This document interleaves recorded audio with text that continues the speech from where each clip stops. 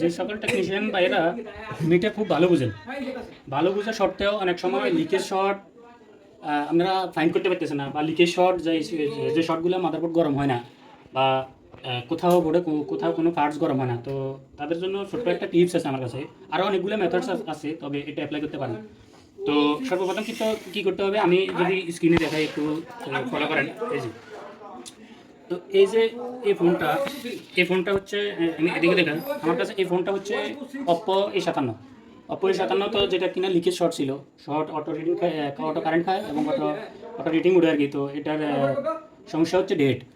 এটা আমি যদি দেখাই, স্ক্রিনে দেখা, এই যে আমি কি করছি, এই যে এই ডিপিএইচ কয়েলটা আছে, এই যে ডিপিএইচ কয়েল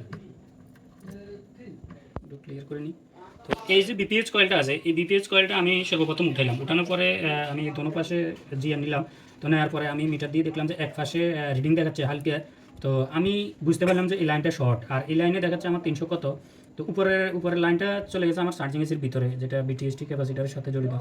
তো এই লাইনটার মধ্যে আমি রিডিং পাচ্ছি 350 থেকে 60, আর এই লাইনের মধ্যে রিডিং পাচ্ছি আমি 100 কত, 100, এই যে এখানে আছে 120। তো আমি এখানে আরও অনেকগুলা জায়গার রিডিং নিছি, আরও অনেকগুলা জায়গার, যেমন পাওয়ার সাইডেরও অনেকগুলা জায়গার রিডিং নিছি। এখানেও BA12 একটা আইসি আছে, এখানেরও রিডিং নিছি। তো রিডিং নেওয়ার পরে কী হয়েছে এই ব্যাপারটা দেখা। তো রিডিং নেওয়ার পরে এই যে এক জায়গায় পাইছি আমি 350, 280, 270, 340, 360 এবং 180 এবং 120। তো কী হয়েছে, তো আমি 120 রিডিং পাইছি এই জায়গায়। এই যে এই একটা ক্যাপাসিটার দেখতেছেন, এটা উঠানো, এটা আমি উঠাইছি, এটা শর্ট ছিল। তো এখানে এই যে ক্যাপটা আছে, এই যে এই ক্যাপটা, এই ক্যাপটা শর্ট ছিল। তো এই ক্যাপটা যে শর্ট ছিল, এই ক্যাপটার মধ্যে আমি রিডিং পাইছি মাত্র 120। তো আমি ধারণা করছি এগুলো রিডিং মোটামুটিভাবে ঠিক আছে, কিন্তু এখানে শর্টিং থাকার কারণে রিডিং একটু কম আসে। কারণ কম আসে কি কারণে, এখানে লিকেজ শর্ট। যদি আমাদের ফুল শর্ট হতো তাহলে এখানে রিডিং আসতো 0 0। তো এখানে লিকেজ শর্টের কারণে যেহেতু মাদারবোর্ডটা গরম হয় না, এই কারণে এখানে রিডিং আসছে 120। তো আমি এই ক্যাপাসিটারটা যখন রিমুভ করলাম, এই যে যখন আমি এটা রিমুভ করলাম, তখন আমার সেটটা মোটামুটিভাবে একটা বুটিং এক পর্যায়ে, এদিকে দেখা, তো একটা বুটিংয়ের পর্যায়ে গেছে। তো যাওয়ার পরে কী হয়েছে, তারপরে আমার সেটটা রান হয় না। তারপরে আমি ভালো করে ডায়াগনোস করার পরে এই যে BA12 আইসিটা, এটা কিন্তু ড্রপডাউন কেস, এটা কাস্টমার নাকি আসার দিয়েছে, তা হাত থেকে পড়ছে বা আসার দেওয়ার পরে এই যে BA12 আইসিটা আছে, এই BA12 আইসি, তা আমি যখন ফলো করলাম যে BA12 আইসির যে আমার এখানে এই কয়েলটার মধ্যে, এটা হচ্ছে এক্সটার্নাল বাক কনভার্টার। BS1 এখানে আসে, এই যে জায়গায় BS1 এখানে আসে, এখান থেকে এখানে আউট হয়। তারপরে এই যে BA12 এখানে এই ক্যাপাসিটার মাধ্যমে আমার একটা 0.6, এদিকে দেখা, 0.6 একটা ভোল্টেজ আউট করার কথা, কিন্তু আমার ভোল্টেজ 5 ভোল্ট কিন্তু ইন হয়, 5 ভোল্ট ইন হয়, কিন্তু 0.6 ইন হয় না। তো আমি এই আইসিটাকে উঠাই আবার লাগাইছি, লাগানোর পরে আমার ফোনটা রান হয়ে গেছে। তো মূল বিষয়টা হচ্ছে দুইটাই প্রবলেম, একটা ছিল শর্টিং লিকেজ শর্ট, যেটা বাইরে করতে একটু কষ্ট হয়েছে।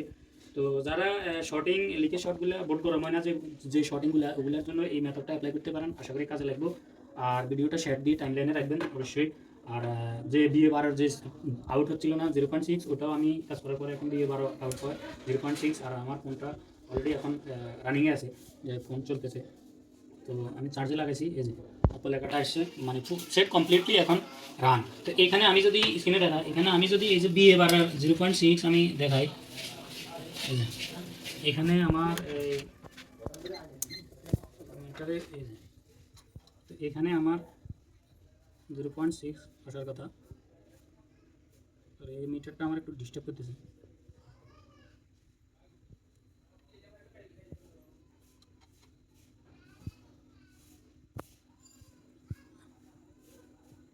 এখানে এখন এখানে 1.2। তো এখানে এই যে ক্যাপটার মধ্যে 0.6 থেকে 1.2 আমার প্রয়োজন। এই ভোল্টেজটা প্রথমে আসছিল না, এই ভোল্টেজটা মিসিং ছিল। তো এই ভোল্টেজটা আমি যখন এই আইসিটা BA12 আইসিটা উঠাই এবং আবার লাগাইছি বল করে, তারপরে আমার কাজটা সম্পূর্ণ। তো এটা বুটিংয়ে একটু সময় লাগে, যে সেকেন্ড বুটে আমার ফোনটা চলে গেছে, সেটা কমপ্লিটলি রান। তো আমার কাছে আরও শর্টিংয়ের আরও অনেকগুলো মেথডস আছে, তো এটাও আপনারা অ্যাপ্লাই করে দেখতে পারেন। ভালো থাকবেন, নেক্সট ভিডিও।